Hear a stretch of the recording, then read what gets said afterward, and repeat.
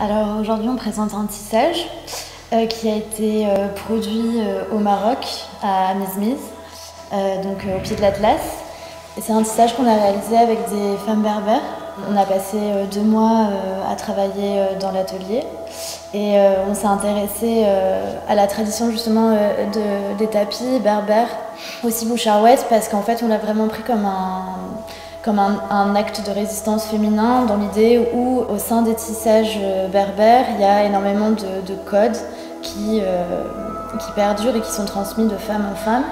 La plupart du temps, c'était les grands-mères qui enseignent à leurs petites filles tous ces codes qui sont à la fois des signes, en même temps des couleurs. Et en fait, il y a vraiment aussi une certaine émancipation aussi de la femme âgée qui commence à pouvoir parler aussi de sexualité dans ces tapis. Mais en même temps, tous ces tapis ont servi aussi à passer notamment des messages pendant la guerre du Rif. Et donc c'est ce qui nous a intéressés dans ce travail. Et on l'a réalisé donc en fibre de carbone. Et en fait, du coup, ce tissage, il fait partie d'un travail un peu plus large, qui est un film sur lequel on travaille depuis 2 ans maintenant et qu'on vient de tourner en janvier dernier à Lanzarote.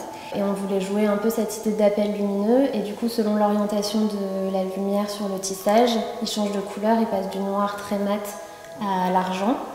Et du coup, on voulait créer une sorte de symbole lumineux dans les paysages. Voilà, l'idée, c'était qu'il puisse se camoufler par moments dans cette lave noire et en même temps apparaître comme un signal lumineux.